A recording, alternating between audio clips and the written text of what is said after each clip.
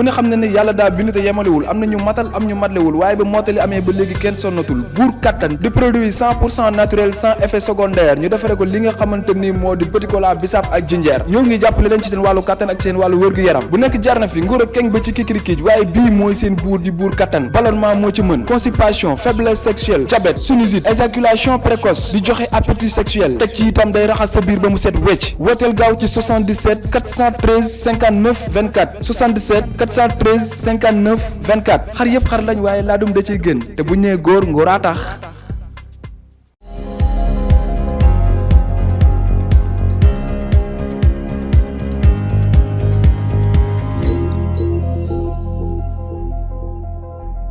dalee nag jàmm ci point de la rédaction muy émission bu mag bi nga xamante ni dañu koy amal di ci waxtaanee actualité saa su nekk fii ci Sunugal 24 ma ci ànd ak Moustapha Mbaye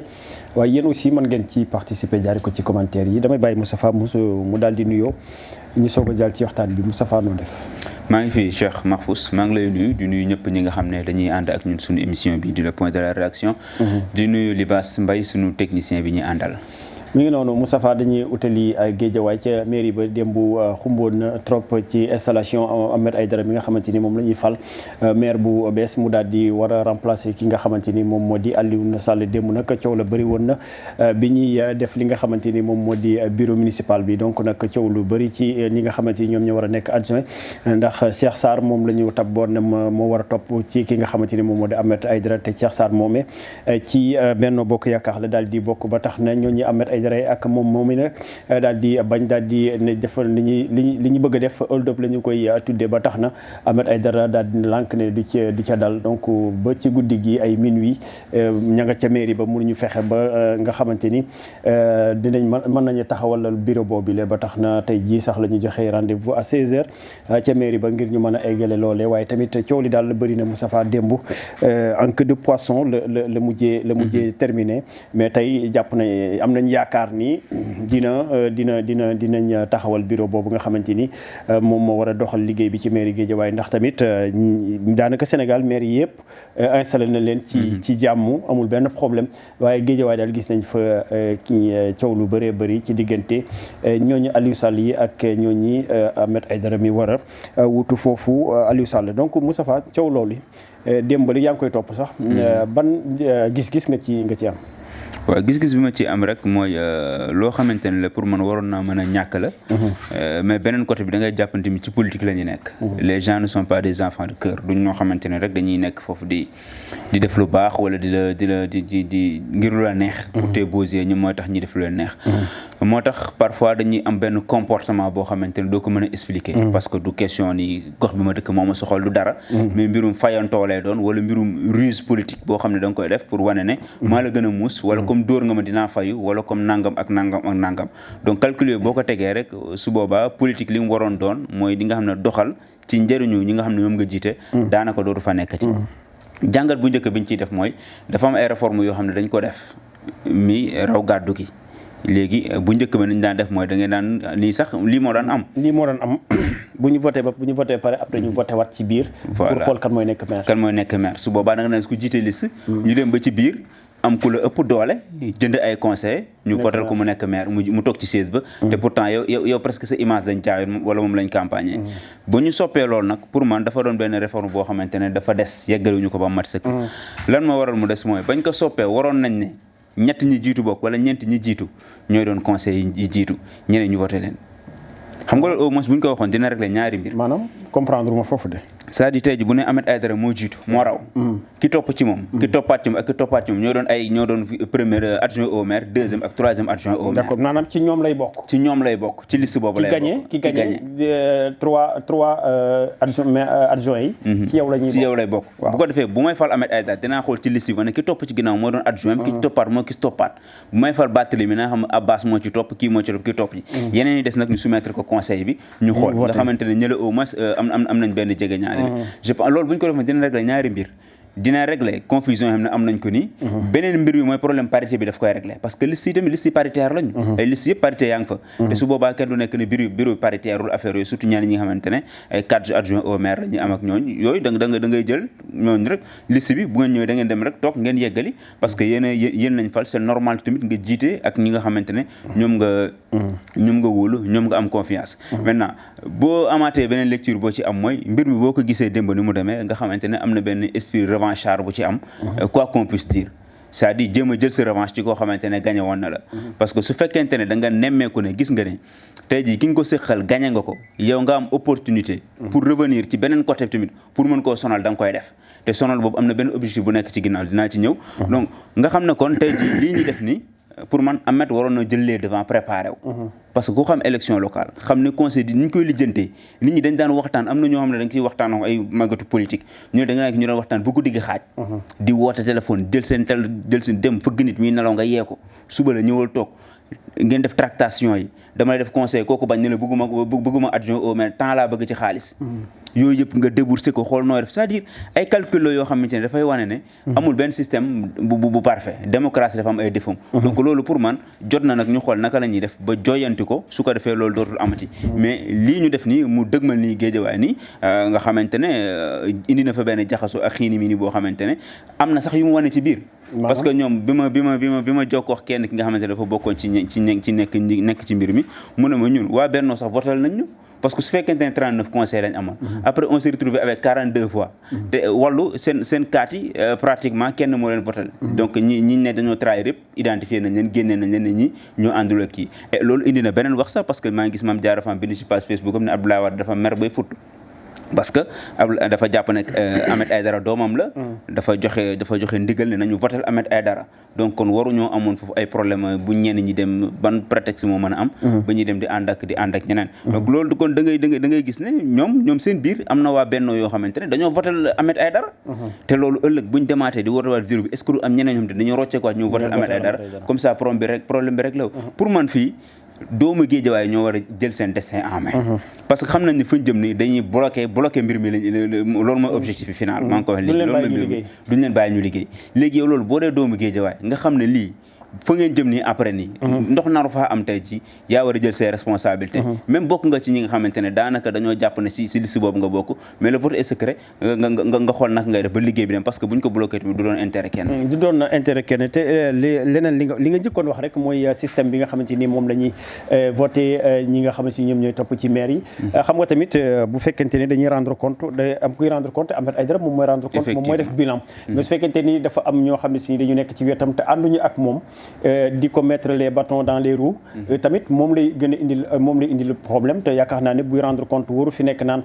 bi ma bëggee def lii ñii ñoom wax bu ma def lii ak affaire yi yaakaar naa ni loolu aussi. mais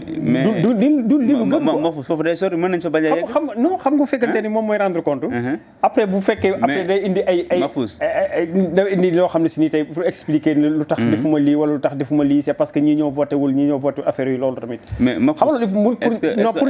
pour ànd ak yow ci li nga wax rek nga ni système bi war nañ ko changer. pour que ki nga xamante ni bu subaa buy rendre compte nekk à l'aise ñu xam ne lépp lu mu def moom la loo xam ne si ni aussi waroon na ko def te defu ko moom la. te xam naa ne sax dinañ conseil dinañ jéem a def parce que décalage bi ni mu tuutee noonu. gëm naa ne Ahmed bu defee effort tuuti ñu góorgóorlu tuuti. ak xool buñ ko reprendre ate mën na renverser vapeur bi mu doon loo xamante ne change am lay doon. yaa ngi wax naan léegi bi rendre compte mais mën nañ bañ a yegg ci rendre compte mën nañ fa yóbbu délégation spéciale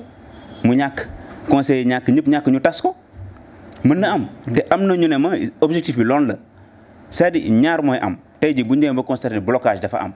c'est-à-dire mënuñoo délibérer mënuñoo def dara lu mu jël gaa ko ci kaane campé dafa leer nee na moom affaire yi du demee noonu mais bu ko defee mën na daanu si propre piège am parce que tey ji su fekkente ne ñoom dañoo dëggal ne adjoint bi parce que ñi ngi naan adjoint bi voté nañ ko ñenn ñi nee nañ voté bi yeggul vote bi yeggul parce que adjoint bi le maire moo ko war a installé day gis adjoint bi maire moo leen di installé te Ahmed Aïdara installé ko ñenn ñi nee na adjoint bi duggul validé wuñu ko ñenn ñi ne validé nañ ko parce que préfet bi mais de toute façon daal am nañu jàpp na mais loolu moo waral démb ñoom ñu noonu duñ quitté salle bi parce que buñ quitté dañ ne adjoint bi bu maire bi demee adjoint war na ko mën a def parce que moom tamit dañ ko installé comme maire bi léegi ñoom ñu toog fa ñële toog fa ne dañuy bañ ku nekk da ngay bañ dem ñu continuer à ton ainsi ba minuit ku nekk doog a ñibbi loolu moo tax tey ji su ko xëttee day créer moom mooy créer condition blocage bi te su créer condition blocage bi buñ ko contesté ministre des collectivités territoriales mën na jël benn décret boo xamante ne daf koy jébbal cour suprême bu leen ko jébbalee après mën nañ jaaree noonu mu topp procédure bi ba ñu tas ko indi fa délégation spéciale te bu ñu fa talee indi délégation spéciale moom la ñuy dàq ak conseil ñëpp la ñuy dàq bu ñu leen dàqee nag ki ñu fay indi mooy souvent benn administrateur lay doon gis nañ Sangalkam bi ñu ko tasee le sociologue Ali Khoudia Diaw lañ fa yóbbu buñ ko yóbboo maximum 7 conseillers lay am ñu fal leen pour 6 mois après dañ koy renouveler donc loolu beneen yoon la boo xamante ne buñ ko defee mairie ba daal di kenn dootu fa nekkati ngeen daal di fay ngeen ñëpp ngeen bokk ci yem mooy maanaam du ma ci lekk naa ci xëpp suuf ñu ñëpp ñu yem ci te loolu beneen tooxi duuna la wala beneen gis nañ la xewoon Sangalkam ak no mujjee ba Malick Ba ñàkk ci bakkanam kon yooyu yëpp pour man ay perspectives la yoo xamante ne jar nañ ci bàyyi xel te ñoom conseils yi nga xamante ne am nañ ci part de responsabilité pour man waruñoo mën a participer ci blocage boobu damay dégg nag ñenn ñi naan non am nañ droit def ni am nañ droit noonu mais dafa am loo xamante ne logique daf koo maye nit ki leen jiite jox leen ko majorité conseil mu liggéey dem mais su fekkente ne ñoom am nañ malchance ba amuñu majorité bi comme ni ko ñenn ñi amee gagné rek de facto nga parce que am na maire yoo xam ne yëpp question posé wul parce que dañoo gagné am conseil dañuy ñëw dem ça passe comme lettre à la poste mais su fekkente ne nii la demee nag moom vraiment mën nañ dem ëllëg ba ñuy njort fa délégation spéciale ñaanuñu ko yàlla mais Ahmed mooy ñàkk moom mooy doon perdant bi moom mooy doon perdant bi parce que su njiitu réew mi jëlee décret tas ko yóbbu fa délégation spéciale c'est-à-dire ñeneen ñoo fa dem ak ñeneen ñi jiite ñële dinañ gérer mais du am na prérogative yoo xamante ne maire daf koy am ñoom du ko am maanaam jënd beeg jaay bi voté budget ak yooyu yëpp duñ ko mën waa délégation spéciale donc dina am sax loo xam ne sax dina ko lompañal gox ba nga xamante ne fa lañ nekk géejawaay moo ci perte ak ñëpp xam nañ njëriñu maire ak li muy représenté rek nga indi fa keneen koo xamante ne daanaka xamoo leen ko génn mooy délégué mooy jiite maire bi ci ab app donc loolu mën na doon ay jiixi jaaxa yoo xamante ne pour man ñenn ñi ñoo warta nangu ñu leen di jëfandikoo wala di sukkandiku si ñoom pour fayantoo parce que man lecture boobu rek laa ci am mbirum fayantoo la parce que bu doon def la nañ bàyyi ñi nga xamante ne ñoo jiite ñu def li ñuy def mais ñu xel xalaatul ki nga xamante ne mooy plénipotentiaire u Benno Bokk Yaakaar ki nga xamante ne mooy seen mandataire nekk adjoint Ahmed Aïdara ak li ñu yàkkante ci kii bi yëpp kooku foofu ban liggéey moo fa mën a am Mahfouz imagine toi bureau boo xamante ne Ahmed Aïdara kese fa nekk di maire premier adjoint au maire deuxième troisième quatrième cinquième yëpp nekk ci camp Aliou Sall ñooñu naka la ñuy toogee di concerté di waxtaan mbirum avancement wu Guédiawaye si ñoo xamante ne daanaka te ñëpp xam nañ ne boo waxee ñu ne noonu dañu war a jiital dëkk beek yooyu yëpp mais dañuy gis ne buñ créé facilement ñu créé condition blocage surtout fekkente ne conseil ëpp ci ñoom lañ nekkee buñ créé condition blocage yi après buñ ko constaté waat ko rek boo metul dissolution moo ci mais tey Ahmed Aïdara ban attitude la war a am tey pour que yëf yi mën a aboutir sinon tamit li nga wax nii mën na ñëw te bu ñëwee moom moo ci nekk ki ciy perte mu dem seete ji ñoo xamante ne xam nañ li yoon wax c'est très important balaa muy daanu si propre piège am parce que bu fekkee ne day demee xol day demee dënn du ma ko def maa jiite man maay def lii gars yi dañuy constater après ñu avancer donc mën na daanu si propre ndëgg sa rëxam parce que su fekkente ne tey ji adjoint eux-mêmes dañ koo dëggal moom mën a gëmu ko te fekk ne préfet bi dëggal na ko ñu avaliser ko mën na ko indi problème suba donc yooyu pour man fi ñu toll li ko war a mooy mu xool naka la def négocier ba am bu mu xeeb sax conseil yi nga xam ne ci Benno Bokk Yaakaar lañ parce que si ñoom am nañu ko voteel kon donc loolu benn assurance boo xam ne war na koo mën a am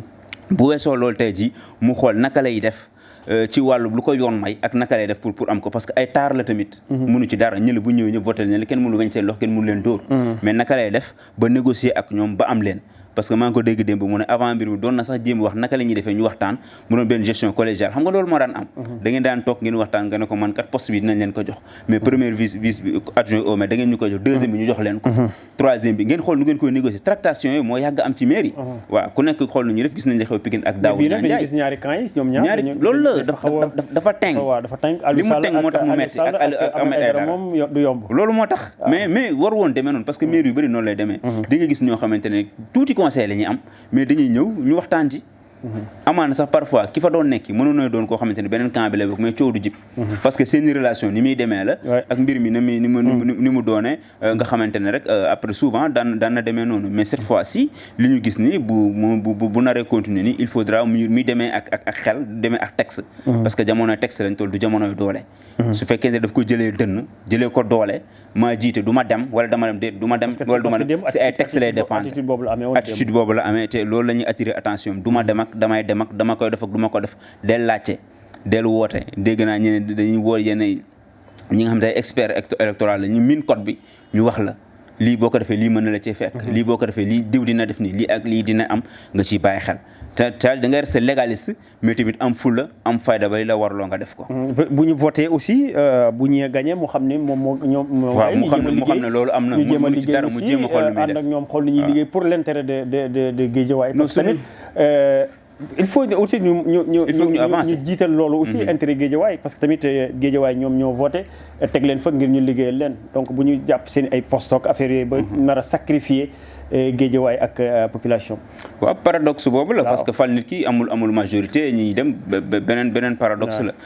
loolu moo tax ma yaakaar ni rek même bu tey ji buñ demee ba mbir mi ñu voté waat ñi la jiitu ko du si mën dara amatul benn raison pour def dara li muy mën rek mooy jëm leen neexal négocier su amee lu mu bëgg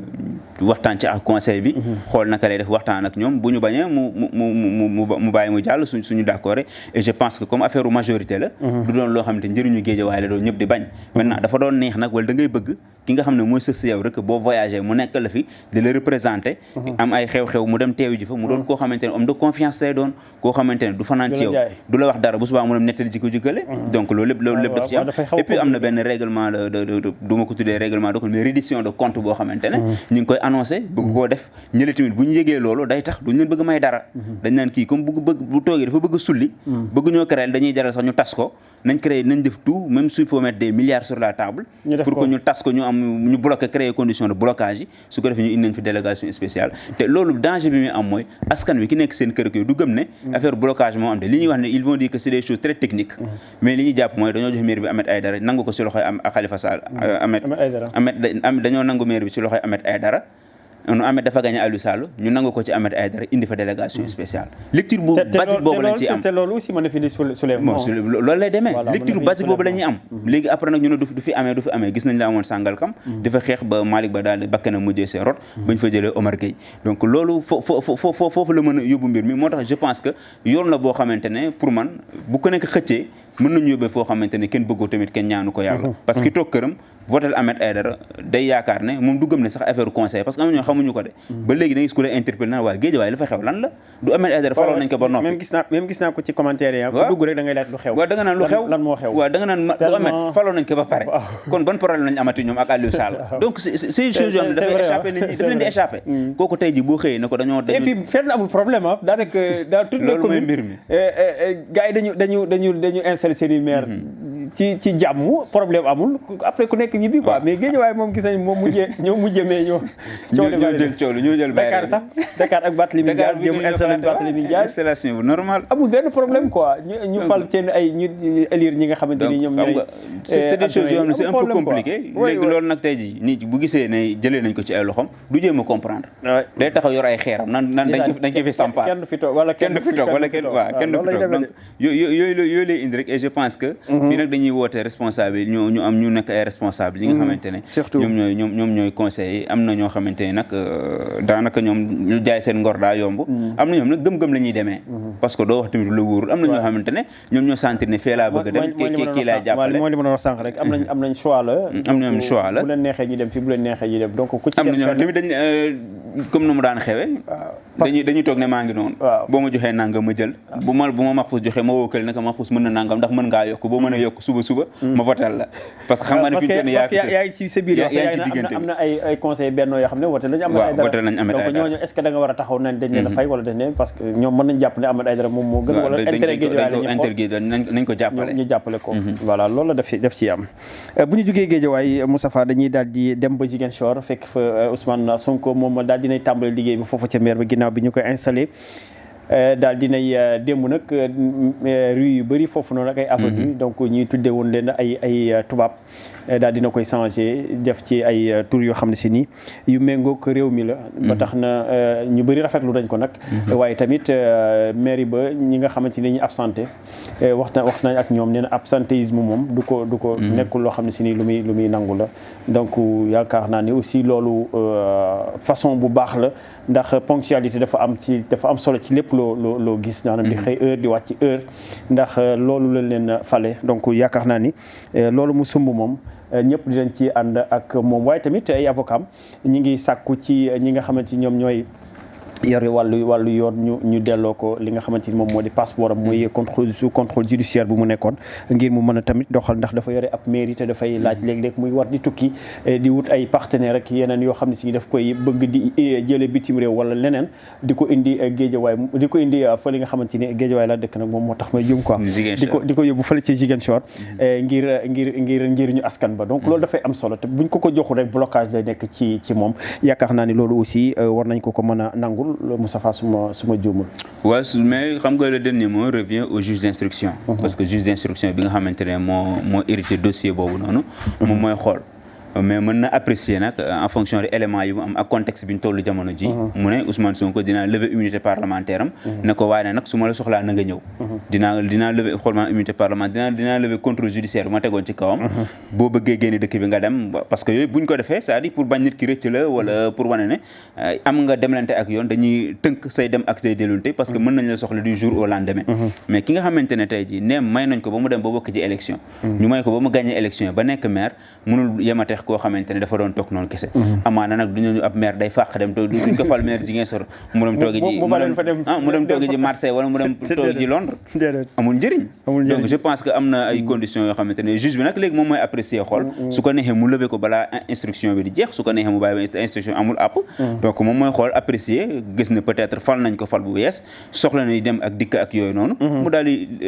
lever contrôle judiciaire bi nga xam ne tegoon na ko ci kaw wala mu xoolaa tamit beneen gën la koy apprécier mais man sama gis-gis bu gàtt dama jàpp ne war nañ koo mën a lever pour mën koo may mu gën a liggéey ak li mu doon bëgg a def d'autant plus que dossier la boo xamante ne dañ naan demul amul app instruction amul app xamuñu fu ñu jëm te kee maanaam dafa am app dafa am 5 ans boo ko tegee contrôle judiciaire mu jëma 5 ans wala 6 ans bu amee partenaire bu war a lijjanti ji France wala mu dem États-Unis ak yooyu du ko mën a defati donc yaa ngi koy gàllankoor di ko xañ lenn loo xamante ne tamit mën na koy indil jafe-jafe et damay def foofu tamit dugg rek Barthélémy Dias tamit mën na jàkkaarloo genre situation boobu parce que comme le 3 mars bi lañ ko war a atte ci biir donc ay dossiers la yoo xamante ne pour man jamono ji daal mën na yëkkatiwaat loo xamante ne amaana buñ ci amul tuuti buñ ci demul ak xel tuuti ak nuñ ciy demee rek surtout ñi ëpp ci yenn lecture yi ñu ci am mooy dañuy am benn coloration politique boo xamante ne am na ci dossier yooyu parce que boo ko suivre na mu dooree ba léegi surtout mbir bu demee 2011 ba 2022 ñu koy traîner tey ñu woo la suba duñ la woo donc yooyu boo ko xoolee ba ci biir da ngay xam ne bu politique kenn mënu koo dàq kenn mënu ko cee génne mbiru Ousmane Sonko bi politique kenn mënu ko cee génne donc loolu lépp dafay tax rek ma yaakaar ne daal juge yi am nañ sas boo xamante ne li leen war rek mooy ñu def loo xamante ne du yëkkati fitna ci réew mi waaye tamit moo wax naa ko ci léegi muy ay avenue wala tamit ay rue yoo xam ne si ni tudde nañ ko maanaam changé nañu tur bi fële ci Ziguinchor Ousmane Sonko moo def lu du mel loolu aussi ñu bëri apprécier nañ ko waaw moom aussi loolu lu mu yàgg a xeex la moom mooy yenn mbedd yi ñu jox ay tur tubaab ak yooyu waaw xam nga moom dafa am benn nationalisme boo xamante ne daf ko